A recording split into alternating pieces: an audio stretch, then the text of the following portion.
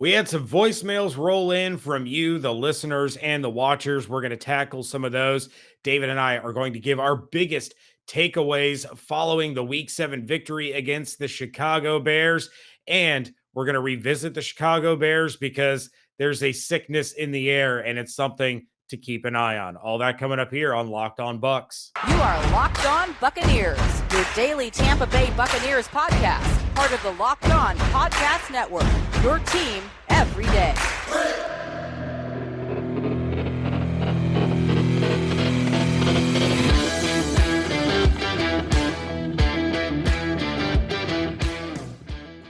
What's up, and welcome to the Locked On Bucs podcast, and thank you for making Locked On Bucs your first listen or first watch every day.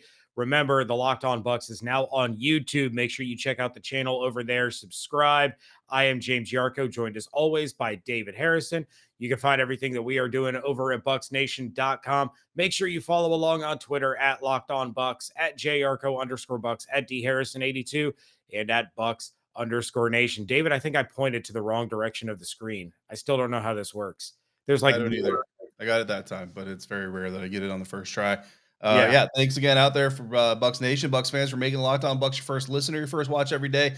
Today, like James said, we're going to talk about an illness that Chicago decided to breeze into Tampa, Florida this last weekend, unintentionally, of course. I don't want to make any accusations. Bucs Nation, you guys left us some voicemails. We're going to get through 3 of them today, and then I have confidence that James and Evan are going to get through some more tomorrow on WTSP Wednesday, as Evan Klosky of 10 Tampa Bay joins him for their weekly roundup conversation. And we're going to get to our takeaways following the Tampa Bay Buccaneers win. That's putting it nicely. One of our callers puts it less nicely, over Justin Fields and the Chicago Bears. But first, James, before we start talking, let's hear from Kevin out in West Virginia. Good morning, James and David. It's Kevin calling on a beautiful Monday morning after that Bucs comprehensive victory of the Chicago Bears, just with a couple of observations. Observation number 1 about Mr. Kennedy. I'm so glad he gave up that ball. That lets me know he's a true Bucs fan and he understands what we're seeing here is exceptional and rare. It is a privilege, an absolute privilege to root for this team, to pull for them. What they're doing is pretty spectacular. And I'm so happy for guys like Ali Marpet and Donovan Smith and Mike Evans, who have been through some lean years. We've all been through some lean years. And I think that when you pull for a team like this, when you make it part of your life, you understand what it means to have enduring loyalties. And to have those loyalties rewarded this year is pretty spectacular. Regarding the game, great fun, good to watch. I am very concerned about what's coming up, though. I feel like the Saints are where the Bucs are where the Bucs are going to be after the bye and in the coming weeks with their starters coming back. They're getting healthy. You know that the Superdome is going to be on fire. You know, Jameis he's going to be licking his fingers doing all sorts of Jameis stuff come that game. But we'll address that in the days to come. I appreciate all you guys do. Thanks for everything. And again, let's just all really take a moment. Kevin, thank you so much for the call. And since you brought it up, you were happy that Byron gave the football back. It was reported by Greg Allman of The Athletic and Rick Stroud of the Tampa Bay Times, basically simultaneously. The official haul that Byron Kennedy got for that football, David, I know you wrote about this for Bucs Nation, but this is what Kennedy got. So he got 2 signed jerseys and a helmet from Brady. He got a signed Mike Evans jersey and Evans game-worn cleats. He got the $1,000 gift card to the team store, and he got 2 season passes for the next 2 seasons, in addition to the replacement game ball that he got at the game. I think that's a good deal. Yeah, I don't care what Jim Nantz or Tony Romo think. I think he got a very good reward. And, I mean, I don't know if that's like the end of what Brady is going to give him, because, I mean, Brady himself said he's going to get some nice stuff or whatever, and that may be it. That may not be it. I don't know. Either way, that's good enough for me. And you referenced the article that I wrote for BucsNation.com. Yeah, I did write it up. I mean, I call it an article. Really, it's just kind of a write-up, a collection of the events that happened and kind of a recap of it. But really, the point was to generate some discussion. We got some good conversation going. Some people getting a little angry with each other for disagreeing on what they would have done with the ball. But I mean, hey, that's how human beings work, right? What I'm happy about, James, because I wrote in the column that if that were me, it's sitting in the stands, and you've known me for a little while, so I think that you can back me up on this. Um, like had I gotten the ball and realized what ball that was number 600, which I mean, some fans probably didn't even know that was 600. That's fine. As a fan, you don't have that responsibility to know that kind of stuff. If I knew what that ball was, I would have sought out a team player, a security guard, or so I would have been looking for somebody to say, "Hey, they're gonna want this ball. You're gonna want this ball, guys, and give it back." And if I got a reward for it, or some sort of token of appreciation from the franchise or the player, great. You know what I mean? But I would have given it back to him just for the amount of work that goes into doing something that amazing. And supported by humanity, encouraged in humanity, James, as of right now, 45% of Buccaneers fans that have voted on the poll, they're a Bucs Nation, agree they either would have given it back, no reward necessary, or returned it for similar to what Kennedy got. And this was written before this new information. So at the time, it was still the $1,000 gift card, another game ball, and then an autographed jersey. So I mean, so I'm encouraged by the percentage of voters that chose the same package or even less potentially. Well, and I'll throw this out real quick before we move on. Kennedy was on NFL Network with Andrew Siciliano, and Siciliano was trying to goad him a little bit. And he was like, Mhm. this is your opportunity, tell everyone what you really, truly want. And he goes, really? I want to play a round of golf with Tom Brady. That's it. That would be I cool. would be so happy just to play 18 holes with Tom Brady. And I'm like, that would be the coolest thing ever. Be like, Tom, you get your dad. I'm going to get my dad. We're going to grab a couple of carts. We're going to get some avocado tequila. We're going to go play 18. Let's have a good time. And honestly, it may be as simple as the next Arians Family Foundation golf outing that they have in the Sure. offseason. Byron gets a free entry or an invite, at least a minimum, whatever it takes to go out there. And then he gets to play with, he gets to play with BA and Tom potentially. So yeah, super, super happy for Byron. His tweet of that moment has exploded as expected. Really His cool. Twitter has probably exploded. And I mean, look, everybody gets their 15 minutes of fame, they say, and if that's his 15 minutes of fame, it's pretty good. It's a lot better than some people's 15 minutes of fame. Yeah, people like Matt Nagy. Matt Nagy's been famous for far too long because he's the Uh, worst coach in football. Let's go ahead and talk about that real he is, quick. thanks to Adam Gase. Yeah, that's a thing. Oh man, Adam Gase. I'll bet Matt Nagy misses him. Yeah. So just like Mike Vrabel and the Tennessee Titans using chemical Mhm. warfare to try to take down a Michigan quarterback, Justin Fields, former Ohio State Buckeye, uses his head coach. Whoa, whoa, whoa! Wow, wow, wow! Certified yoga instructor with that reach, buddy. Oh, Anyway, oh, the Buckeye Wolverine hatred is real. No, I'm obviously kidding. But in all seriousness, Matt Nagy did test positive for COVID on Monday. That, of course, comes less than 24 hours after he was in Raymond James Stadium. There was shakings of hands, there was interaction with players. So not only is it something that Bears fans have to keep an eye out for as far as who his close contacts were, which players might be affected, we now have to keep an eye on it on the Tampa Bay Buccaneers side in mhm. case there was any infection of Nagy to a player or a coach or anything like that. So, something to monitor. Now, I know typically back in the old days, all that year ago, it usually took about what was it, about 2 weeks for symptoms to start popping up and manifesting and all that. So, the Right. timetable would be if any players are infected and it takes that 2-week incubation period, that falls on their bye week, which works out kind of well. But it's certainly something to monitor moving forward after Matt Nagy tested positive. Yeah, and and then, of course that's worst case scenario. Hopefully everybody else is going to be fine. Obviously, you already have a member of the Buccaneers coaching staff out for a COVID related situation. You don't know all the details there, and we don't need to know all the details there. But it's just funny because this whole thing, the Green Bay Packers were missing some players due to COVID and had kind of a There- little mini COVID outbreak, and that potentially is where the Bears mini outbreak kind of started. Now potentially they're passing it to Tampa, and of course the Packers just played the Washington football team, so now the Washington football team could be next up on the list to get hit by that as well, which just goes to show you, James, that no drama can happen in the National Football League without the Washington football team being front and center. True that. Yeah, Devontae Adams not going to be available for Thursday Night Football against the undefeated Cardinals. Yeah, thanks to the He's now Washington football team. way to go, Washington. Jeez, getting Gruden fired, getting It's the coach. media circle, I tell you, it's just toxic. All right. Well, something that is far more exciting and far more uplifting and far more beneficial to all of our listeners and viewers and their pockets is the Get Upside app. You know that you can make 25 cents for every gallon of gas every time you fill up. You just have to download the free Get Upside app in the App Store or Google Play right now. Use promo code Touchdown, and then you're going to get a bonus 25 cents per gallon on your first fill up. That's up to 50 cents cash back. Don't pay full price at the pump anymore, especially when prices are skyrocketing. Get the cash back using Get Upside. Download the free app and use promo code Touchdown to get up to 50 cents a gallon cash back on your first tank. Some people who drive a lot, they're making as much as $200 to $300 a month in cash back. There's no catch. The cash back gets added right to your account. You can cash out anytime using your bank account, your PayPal.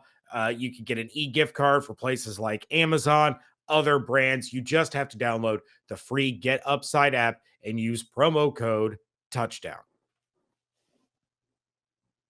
Back now for segment 2 here at the Locked On Bucs podcast. Thank you for making the Locked On Bucs podcast your first listen or your first watch every day. We are free. We are available on all platforms. Thanks to sponsors like Get Upside, but we're here thanks to fans like Manny out in Atmore.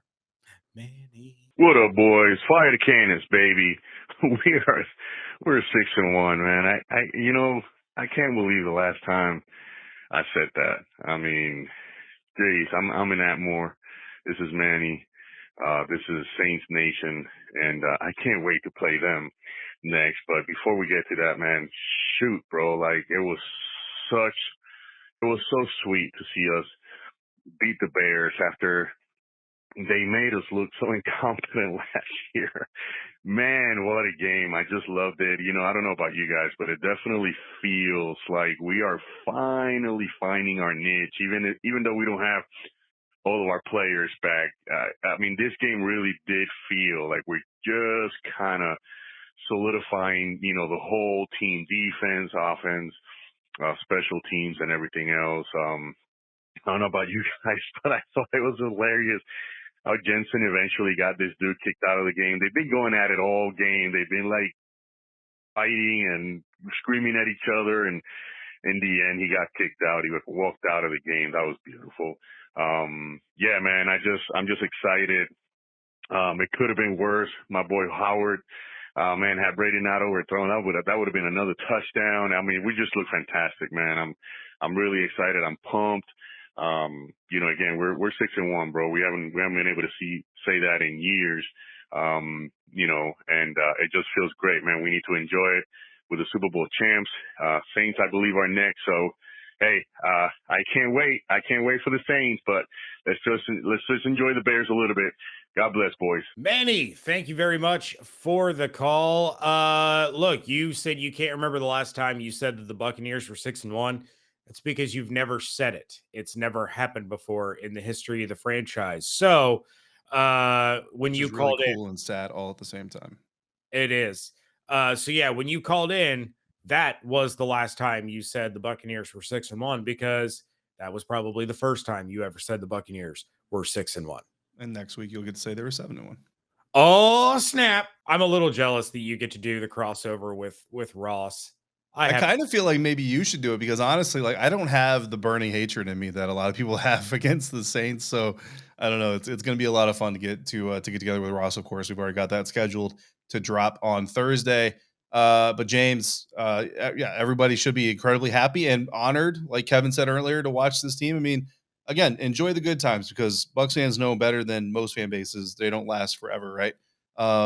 We're getting to our takeaways, and I didn't want everything to be roses, right? I was like, there's got to be something, and even Bruce Arians said it was like the most complete game they've ever played, and all those things. But there's always room for improvement. There's always somewhere to grow. And that's where I found my first takeaway. And James, that is that Bruce Arians, the head coach of the Tampa Bay Buccaneers, made a mistake on Sunday in not benching his starters earlier. And I'm talking like halftime. I mean, I actually tweeted during halftime, Gabbert season, hashtag Gabbert SZN. And I think I also tweeted hashtag Vaughn season. I just went crazy with the hashtag seasons with the cool SZN version of them because I believe that, listen, this is like the most nitpicky of nitpicking things I could come up with from this game is that Bruce Arians didn't bench the starters enough when none of the starters got injured, except for, I guess, D. Delaney, if you consider him a starter. But we were already kind of stretching, calling Richard Sherman a starting cornerback on this team. So D. Delaney,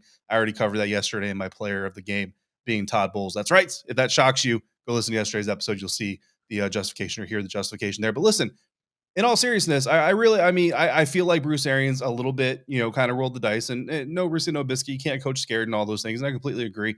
But this NFC is very stacked right now. I mean, you've got the Arizona Cardinals who are undefeated. You have the Buccaneers with one loss, the Green Bay Packers with one loss, the Dallas Cowboys with one loss, the Los Angeles Rams with one loss. Listen, the top 5 seeds in the NFC, James, would be the number 1 seed in the AFC. Like, talking about the Western and Eastern conferences of the NBA back in, in the last 10 years or so. This is literally the biggest divide between conferences that I remember. And I mean, I haven't been around forever and I haven't been covering the game as closely as I have for the last, 7, 8 seasons. But the fact that the Cincinnati Bengals, who are number 1 in the AFC right now, which is just amazing, by the way, shout out to Joe Burrow, they would be the 6th seed in the NFC. Yeah. Like, that's crazy to me. You know what I mean? So that is how stacked the NFC is this year. So I kind of think when you're looking at that, and it's early in the season. So let's say there is an injury. Let's say somebody tweaks and it's also not like a torn ACL. You're going to get that player back. You know what I mean? And I got that. But I just kind of feel like there was a certain point where if it's not at halftime, at least like 1, maybe 2 drives into the third quarter, they had done pretty much everything they could do against Chicago Bears. I feel like then you should shut it down, start getting ready for New Orleans, you know what I mean? And do that. So again, not so much a criticism, just like I would have done it differently if I were a Super Bowl multi NFL head coach of the year type person who has multiple books written about him, but I'm not. That was So that's my quoting. that's my takeaway that's my first takeaway from this game. Now, I full disclosure, I expected it to happen. I'm texting my dad at halftime, and I said, you know what? I'm real sick of your receiver because my dad has Mike Evans in fantasy. I was fighting for my fantasy life with Chris Godwin. I'm like, your receiver can share some of these touchdowns. And my dad responded with, all right, well, Chris can have them all in the second half. And my response was legitimately, it doesn't matter. All the starters are going to be sitting out in the second half. No. I did not expect them to play into the fourth quarter. You go back to last year, the Buccaneers were leading the Detroit Lions 34-0 at halftime. Yeah. Blaine Gabbert came out to start the second half. And Gronk played 2 plays, scored a touchdown. He was gone. He was done. Keyshawn Vaughn played, I think, pretty much the entire second half as well. Right. So I expected the same thing to happen here. The score's 35-3. Yeah, you're going to pull the starters. Like, okay, fine, whatever. This one's in the bag. The Bears stink. The defense is all over Justin Fields. They can't complete a pass. Yeah, let's move it on. We're on to New Orleans, right? And so I don't disagree with your sentiment at all, especially with as snake bitten as they've been as with the injury bug. I would have been playing it a little bit safer. Again, my fantasy team thanks them for not doing that. Yes. It's also very frustrating that Tom Brady had 40 fewer passing yards and 3 more passing touchdowns than Lamar Jackson and only scored 2 more points. That is frustrating. Very upset about this. My takeaway, David. Right now today, I'm gonna start my takeaway by asking you a question. Right now today, who do you think the consensus NFL MVP is? Like, in my opinion, the consensus NFL MVP right now is Kyler Murray. Thank you. That's wrong. Cardinals. That's wrong. The MVP is Tom Brady. And I would be willing to concede that it may not be Tom Brady, but not for Kyler Murray. Kyler Murray on the season, 2,002 passing yards, 17 touchdowns, 5 interceptions. Tom Brady, 2,275 yards, 21 touchdowns, 3 interceptions. He is on pace now to throw for 5,525 yards, 51 touchdowns with 7 interceptions. That would be a career high in passing yards, a career high in passing touchdowns at 44 years old. And again, we go back, David, we've been talking for weeks. What other team can deal with all the injuries that this team has dealt with and still win games? And the answer's always been none, right? Especially in the secondary. I mean, especially with the concentration. Scott Smith actually kind of opened my eyes to that when I talked to him about how there are so many other NFL teams also going through a rash of injuries, and that's true. But he admitted and he said like it feels like it's bigger because it's so focused in one position group. And Absolutely. yeah, and the way I look at this is it's like the LeBron argument in the NBA. You know, the MVP award has become more of a social media award than it is an actual legitimate sports achievement award, and I don't like it. There are some instances where this MVP award, especially in the NBA, gets skewed, and it's like, well, Russell Wilson never won it before. He's had all these triple doubles, so let's give it to him, even though his team with his triple doubles not a very good team. Like how you know what I mean? But LeBron James and Kobe Bryant, when he was still playing, rest in peace, legitimately, you take either of those guys off their team, and they're a lottery pick team every single year. You put them on the team, and they're challenging for championships, except for the Jeremy Lin Lakers, which we don't talk about that in the Kobe Chronicles because it didn't exist. Tom Brady, same thing. If you put Tom Brady in the Arizona Cardinals, guess what? They're still undefeated. If you put Kyler Murray with the Tampa Bay Buccaneers right now with this depleted secondary, they're 3-3, 4-2 at best, and they definitely aren't 4-2 running away with some of these wins. So yeah, Tom Brady absolutely right now is the MVP in the National Football League. Yeah, the MVP has evolved into who is the quarterback of the best team. Yeah, the best And that's record. right. And that's not always the case, but you're 100% right. You remove Tom Brady from this roster as it is. You can replace him with Kyler Murray. You can replace him with Joe Burrow. You can replace him with Derek Carr or yeah, whoever else, Aaron Rodgers. They're not 6-1. Yeah, Maybe with Aaron Rodgers they might be. But he's able to lift the team up and overcome a lot of these injuries and a lot of these deficiencies with what he's doing. That, by definition, makes him the most valuable player in the NFL. And the only one that I would be willing to concede to get MVP over Tom Brady through 7 weeks of the season is Derrick Henry. Derrick Henry is next level right now. He's got, David, we're 7 games into the season. The dude has 869 rushing yards and 10 touchdowns. yeah, he's a Madden character. He's a He creature player. he And he is. had as many passing touchdowns against Kansas City Chiefs defense as Taylor Heineke did for the Washington football team. So that's fun. He had Um, more passing touchdowns in week 7 than Patrick Mahomes. that's true as well. A lot of Derrick Henry love out there in the world. And yeah, I mean it's hard for So running backs to get it, but he actually might arguably be the most valuable player in the NFL because again, the absolutely. Titans without Derrick Henry, I mean, you know, hello Detroit Lions. Like honestly, like that's probably what it is. But whatever it is, you know, whoever's gonna win is gonna win. Our lamenting is not going to change anything, but we can fight the good fight, just like we do, James, every weekend on BetOnline.ag. I took it on the chin this weekend, dropped my bank 12 solid dollars, but I will be back next weekend and I will be doing it with BetOnline.ag because they are back and they're better than ever with an improved web interface. They make it extremely easy for me to lose my money. I will tell you that. Super user friendly, especially with all the props, odds, and more lines than ever before. Basketball is back, so that's fun for my bank account. I can also get in on that action along with the football action. If you want to as well, hopefully you do better than I do. Get over to betonline.ag using your desktop or your mobile device. Sign up. And when you make your first deposit, use the promo code Locked On. You'll get yourself a 50% welcome bonus. Whether you're looking for basketball, football, baseball, NHL, boxing, and UFC, write down your favorite Vegas casino games. Don't wait. Take advantage of all the amazing offers available for the 2021 season. BetOnline.ag is the fastest, easiest way to bet on all your favorite sports. Bet online where the game starts. Just to be clear, I'm losing because I'm rolling the dice on a lot of parlays right now. I'm having a lot of fun with them. That's why I'm losing some of my money. My picks are solid, guys.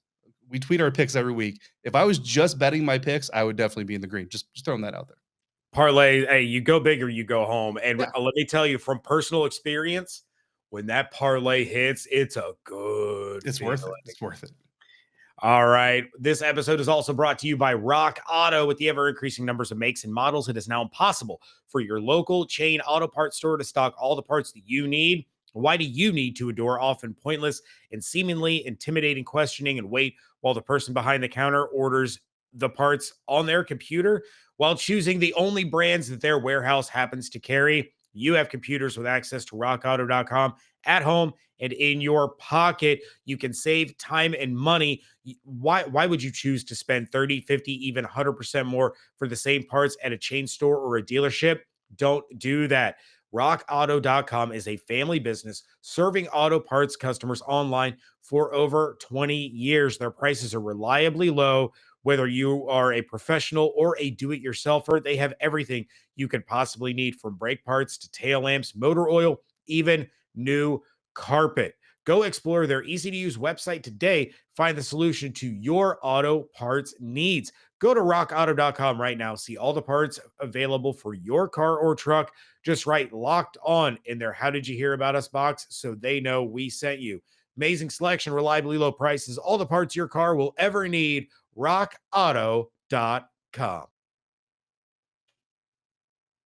Wrapping things up here on a Takeaway Tuesday edition of the Locked On Bucs podcast. James Yarko, David Harrison.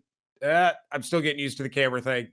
It's so weird because it's inverted here and then it's inverted there, and it's all mixed up. But we're on Twitter at JYarko_Bucs, at DHarrison82. You can check us out on YouTube, subscribe over there, and you can watch me still continue to try to figure out how cameras work.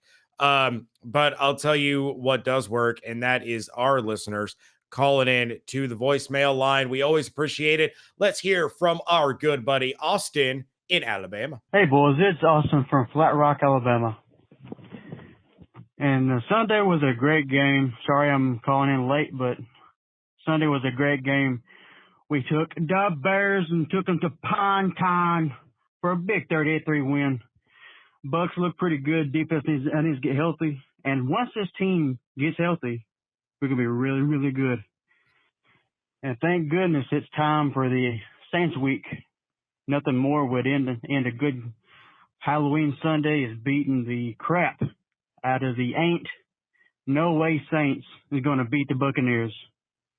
Hashtag sorry, Jameis Winston. Let's go, boys. Fire them cannons. Austin, thank you very much for the call. Hashtag sorry, not sorry. Jameis Winston's a Saint. He can lose every game for all I care. That's a division rival. And yeah, I apologize for nothing. Yeah. Anyway, my second takeaway plays right into Austin's call, and that is the Buccaneers cannot lose focus. All right, they're dealing with all the injuries. They're dealing with coaches with COVID. Now they're dealing with Matt Nagy having COVID, and they got to monitor their situation. And they are 1 week away from the bye, when they can start to get some of these guys healthy, start to get some of these guys back.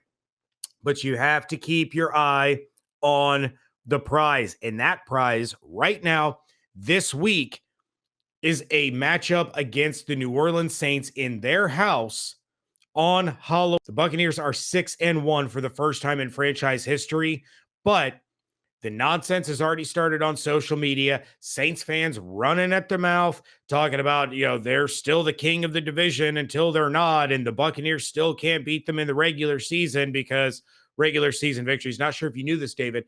Regular season victories over a division rival are more important than playoff victories over a division rival. Fun fact, just learned that. Only when you don't win division Right. or playoff games against division rivals.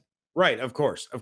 So the Bucs can't lose their focus. They have to continue to prepare and do what they've been doing for most of the year. There's been some slip-ups, but they have to go into New Orleans prepared to absolutely dominate. It needs to be more dominant than how they played the Bears. Absolutely rip the soul out of Sean Payton's body, look him dead in the eyes and say, hey, this is my division now. It's over for the Saints. Absolutely put a needle in their little voodoo hearts. You cannot afford to head into the bye week losing to the New Orleans Saints. I disagree. I mean, you want to win, obviously, but if you lose, I Can't do it. mean, it's whatever. Yeah, it is what it is. Can't do it. But yeah, I mean, I enjoy the heat and I enjoy the energy. It's, a lot of Cam Jordan slander coming uh very, very shortly. My final takeaway, James, for today's episode is about our guy, Chris Godwin. I talked yesterday on the episode about who we were going to bless for this upcoming week. Again, we mentioned the defense a couple weeks ago about how well they've been doing rallying around all the injuries, and they've only gotten better. We mentioned OJ Howard, he balls out. We mentioned Rojo and Keyshawn Vaughn. And not only do they get on the field, but they look like backup running backs who did really well for a period of time. We mentioned Chris Godwin on the show. He gets a touchdown. He gets 3 figures in the receiving yards box. So we're going to run it back this weekend against the New Orleans Saints. Chris Godwin, there are 2 franchise milestones within reach for Chris Godwin, and they're not franchise records, but I mean, give the guy a break. It's his 4th season in the National Football League. But right now, Chris Godwin has 27 career touchdown receptions, falling just behind Joey Galloway, who had 28 with the Buccaneers, Cam Brate, who has 29 and obviously currently could add to that total as well, and then Kevin House, who finished his time with the Buccaneers with 31. So, I mean, I don't know if 4 touchdowns is really, something you should expect from a wide receiver, especially one on this team. But I kind of stopped it at 4. I was like, 4 is within reach, but really 28, 29 more in reach that Chris Godwin could potentially climb up the ladder just a little bit there. In receptions, however, he's currently tied for 7th in franchise history with Kevin House. So his next reception gives him sole possession of number 7, and then he is 12 receptions away from tying Keyshawn Johnson. And the further Keyshawn Johnson can go down that list, the happier I will be. So what we're all rooting for this coming week is 13 receptions and 4 touchdowns. 4 touchdowns. That would be amazing, especially for a Godwin. fantasy team. Chris Godwin career highs so far against New Orleans Saints, 7 catches and 2 touchdowns. Not in the same game necessarily, but 7 catches is the most catches he's had against the New Orleans Saints. 2 touchdowns in one game is the most he's had in one single game. So definitely would be career highs against his division rival. But hey, look, you want to exercise some demons. You want to voodoo some voodoo. I don't know much about voodoo, so I'm just going to use it twice. Surpassing those career highs against the division rival would certainly help out. Yes, Chris Godwin, do that voodoo that you do so well. And poof, we have the Locked On Bucs blessing heading to Chris Godwin in week number 8. David, that is going to do it for us. Thank you to Kevin, Manny, and Austin for your voicemails. Make sure you keep them coming. I guess there's a couple more that I will be able to get to with Evan Klosky coming up on tomorrow's episode of WTSP Wednesday on the Locked On Bucs podcast. But thank you for making the Locked On Bucs podcast your first listen or first watch every day. For your second listen, make sure you're checking out the Peacock and Williamson NFL show. Brian Peacock and former NFL scout Matt Williamson give you the expert NFL analysis in less than 30 minutes. It is free and available on all platforms. You can send in your voicemails to 813-444-5841. Send us your emails to lockedonbuckspodcast@gmail.com. Check out everything David and I are doing over at bucksnation.com. Follow along on Twitter at LockedOnBucks, at JRCO_Bucks, at DHarrison82, and at Bucks_Nation. Hope you all have an absolutely outstanding day. Stay safe, stay healthy, wash your hands, be good to one another. We thank you so much for joining us right here at Locked On Bucs.